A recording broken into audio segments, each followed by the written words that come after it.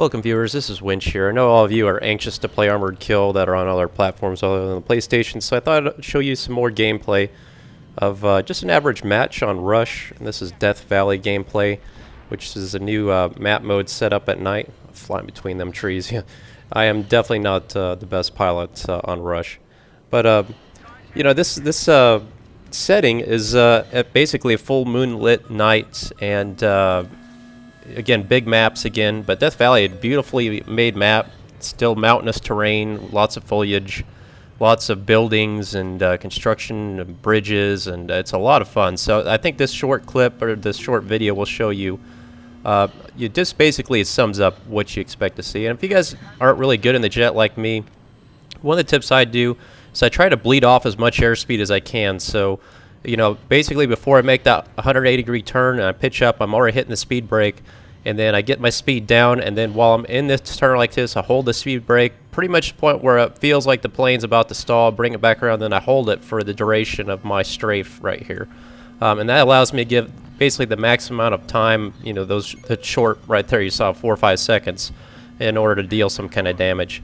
Again, I'm not the best jet pilot, but that's just my tactic. But these guys that have thousands of kills, I just don't know how they do it, to be honest with you, because unless people are spotting out stuff all the time, it's really difficult for me to acquire targets there visually. But as you can see there, that's the first, basically, I think that's the first bomb site. There's somebody's got a triple kill right there. But you know, again, all the activities obviously around the bomb sites, and you know, the spawn system's pretty predictable with this. You know, what you see is pretty much what you expect to get. But it's a lot of fun. Again, in my previous video detailing the AC130, I talked about how much I'm enjoying Rush. So far, I played Conquest quite a bit today, too. It just seems like Rush, to me, is better suited for these maps. Conquest, at least on console, I'm not sure. On PC, you guys might like it quite a bit. But on console, it's a bit dry in sometimes on Conquest, because the maps are pretty darn big. But Rush is a lot of fun. Here, again, right after the jet, I hop into the AC130, pick up a quick 16 kill streak. Encourage you guys to watch a video about my AC130 review. My main complaint about the AC130, I don't think it's overpowered. I just think it comes too frequently. I think we're all in unison on that, in consensus and agreement that we played on Rush here. The moment you shoot this thing on the attacker side, it seems like 30 seconds goes by and it's right back again. And people are, you know, parachuting out of it, so it seems to come a little too frequently. I've heard some comments on my previous video, people suggesting that maybe it only comes once every set of incoms that are destroyed. There's the combat efficiency medal there. Yeah, maybe it only comes once every set of incoms, and if it gets destroyed, then you just gotta wait till the next one. Maybe that's an idea. Or possibly if it took less stingers to take this thing out, it might be another alternative as well. But here again, there I just saw the whole team spawn. I got one shell, and they're pretty much... There I am, with 1,900 points, nearly 2,000 points right off the bat right there. So it's a very powerful vehicle, but again, I don't think it's overpowered, but it just pops up a little too frequently. I cut out some of this footage here, running around a little bit. We're moving up here to the next series of bomb sites again.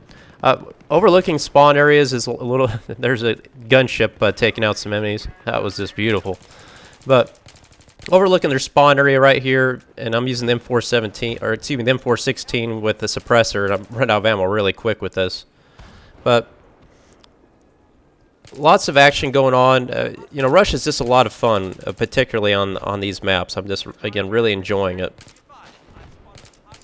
I got Need for Speed guy over there. He's on the flank as well. We're just trying to kind of pick him off here as they approach the bomb site, because, again, we know kind of relatively where the team's spawning at.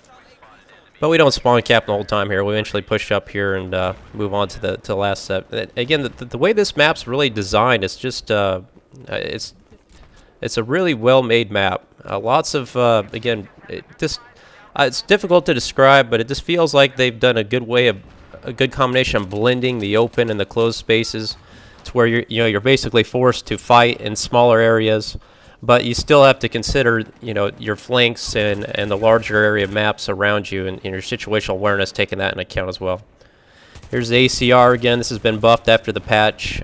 This guy, and I've found that my experience with this gun now, it really needs a grip. It seems to have a big left pull for some reason. So if I'm putting a grip on, kind of mitigates that. But it's still and it does actually vibrate now on your controller, by the way. But it also seems to it seems like the damage on it is relatively unchanged from my perspective. So I'm not so sure about them quite buffing it like they said it was. It seems kind of weak still in a lot of respects, but still a great gun. Here again, look at this. I mean, this is really cool how you can drive up over this bridge. You can run down underneath it, these columns. I mean, it really immerses you in the raw feel of this gameplay. Here you're approaching position Bravo bomb site. There's a lookout tower over here. Again, foliage. We got little ponds and lakes and just the trees. Again, lots of elevation I've observed in all these maps to really kind of give you a 3D. You got to keep your eyes up, and you got to take in consideration like where the sun's shining.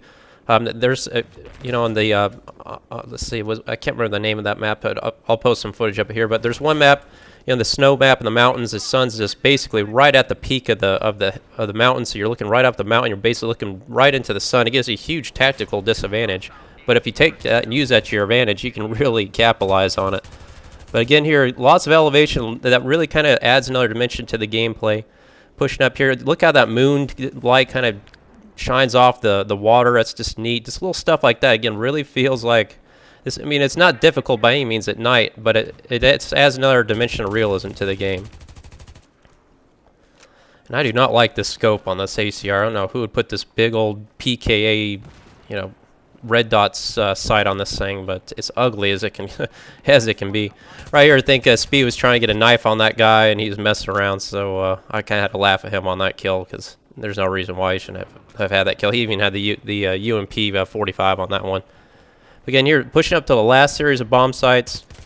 I'm going to get caught off guard here, but I produced some quick-witted gameplay, and I'll slow it down here, kind of talk you through these last couple of kills. But again, if you haven't played Armored Kill yet, you have a lot to look forward to. It's a great series. I'll produce more content with the other maps too to kind of give you some exposure, as well as the tank superiority game mode, which is not bad.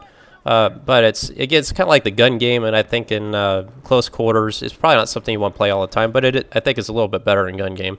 But here again, look at this. I got multiple guys out here. I'm counting at least 3 over here right in front of me. I'm taking fire. I'm pretty much out of bullets. So I'm going to throw this grenade, lay down prone, and listen closely. What? Do you hear something? You hear something? Oh, yeah. Somebody tried to knife me. No. No, this is Windshear. And we get the panic wrap. Forward, nice swipe, and you know what comes after that, boys. That's right. Still don't have the dice-approved dog tag, though. So even if he did succeed in that knife, his efforts would have been fruitless, so to say. But last position here, push up again. Neat how I just constantly pick up kits all throughout this game mode. Whatever I got at my disposal. This guy's got an SG553. Throw out some bullets here in the bomb site. My team's real aggressive about pushing up here. So I'm just trying to provide them some cover by eliminating that vehicle.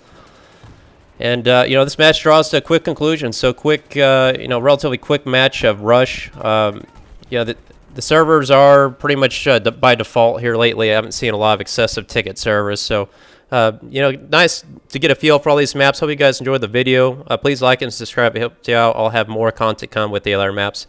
This is Windshear, and thanks again for watching.